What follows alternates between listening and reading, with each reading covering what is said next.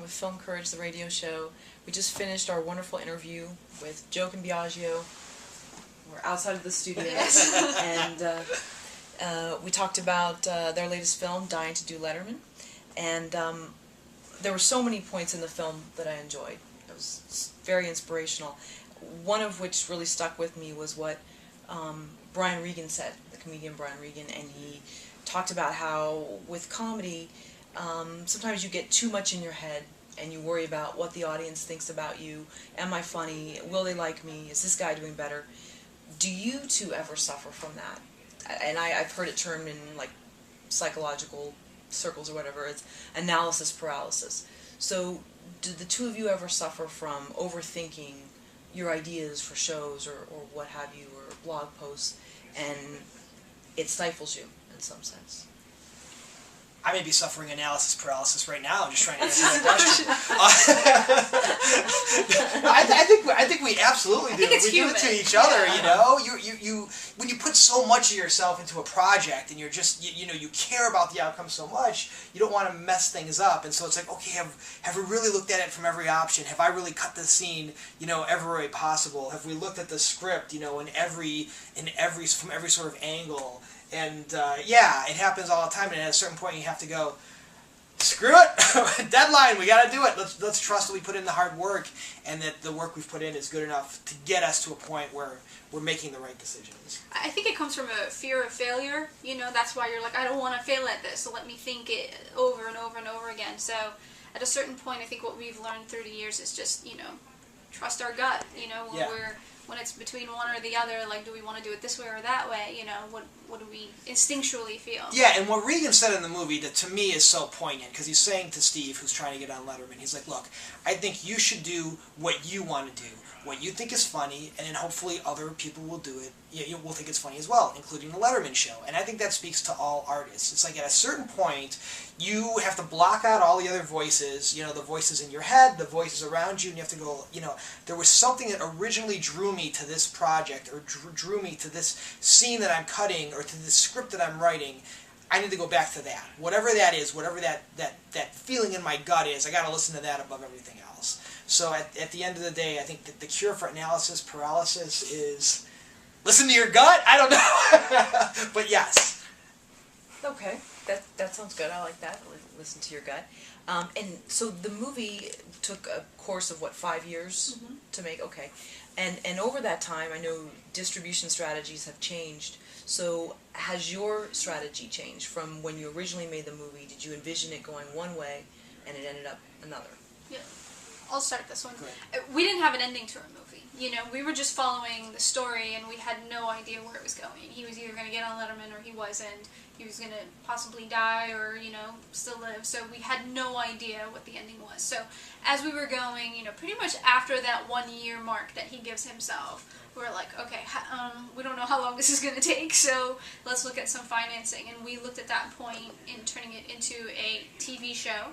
So kind of like following his journey, but on a smaller, weekly basis, and got some really good interest there. And ultimately, it ended up not going because people wanted to know our ending.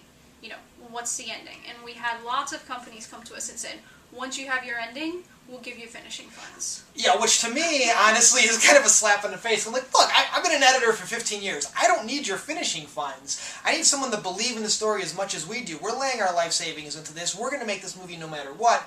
But you know what? That's what independent film is all about, right? It's about someone else doesn't believe in the story as much as you do, so you make sacrifices to get it done. And for us, this was that movie. And, speaking to your distribution question, for a gazillion reasons, I can't go into details, but we're having a lot of exciting conversations right now. I will say, though, it's funny because I think things have changed. John Reese's book, Think Outside the Box Office, has become a Bible for a lot of independent filmmakers. And I do feel like the mindset has changed. I feel like today, as an indie filmmaker, your first thought is to self-distribute. I don't think it was that way 5 years ago. I think today, deciding to let a distributor have a piece of your movie is a bigger decision than distributing the movie yourself. And so I'm excited that we live in a time now where you really can go out, and if you have a great story and a great movie you believe in, find a way to bring it to theaters. And, listen, Steve, who is the biggest dreamer of all, he basically risked his life to chase his dream. How can you tell that guy we're not going to shoot for the moon with this movie?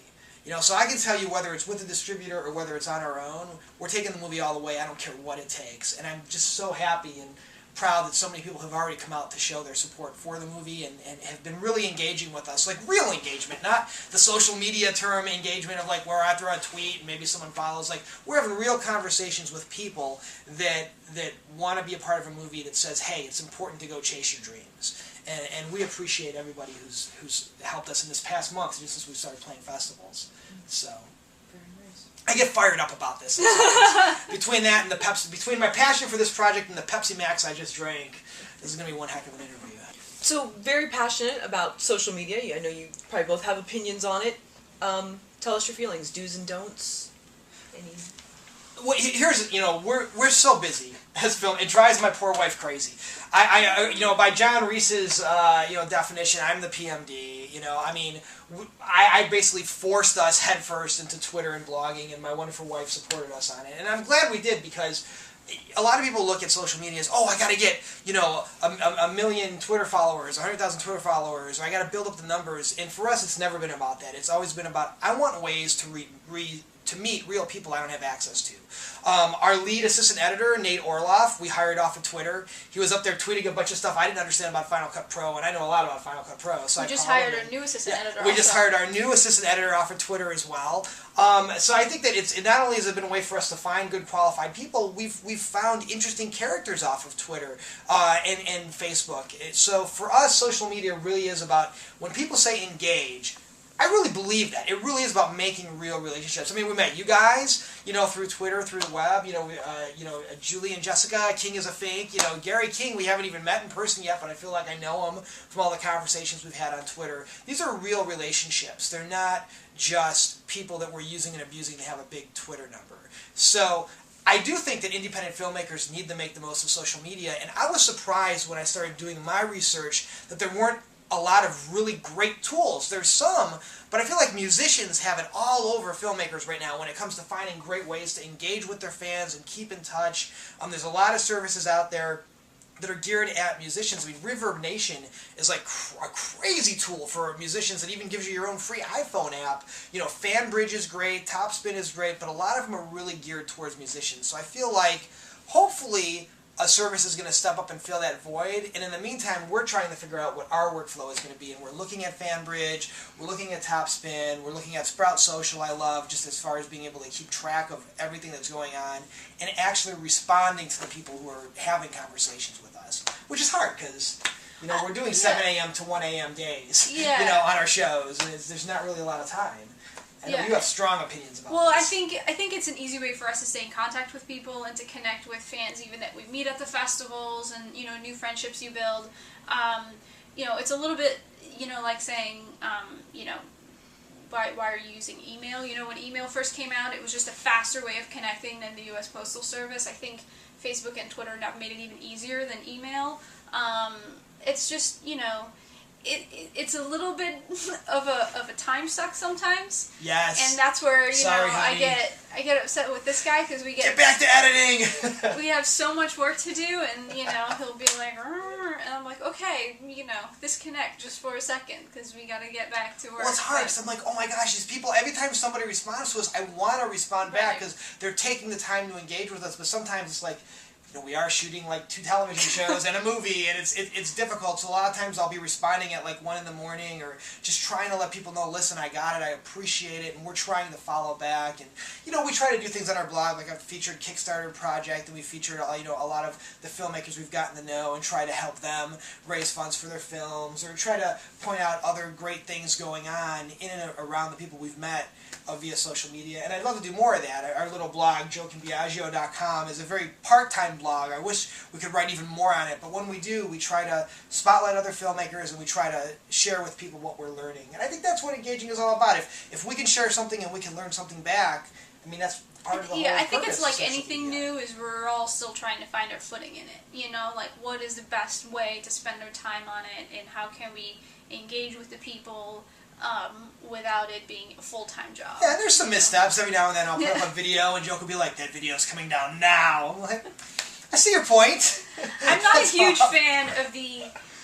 I have big news, but I can't tell you what yet videos. Yeah, got so much response though. I know, we have this big argument because like we can't say what film festival we're in yet, and so me and Steve did this whole tease video, and a lot of people loved it, and then like her dad called me and was like, I'm very disappointed with this video. You need to know, like, what real serious people are watching this and they're upset they're not getting the information. And I'm like, well, we gave some information, like we're in 2 more festivals. We just can't give away what it is yet. So I think we're pushing the limits here and there, trying to figure out, you know, what's engaging versus annoying. And sometimes me and Steve may cross that line into annoying, but It's okay. we do it with gusto.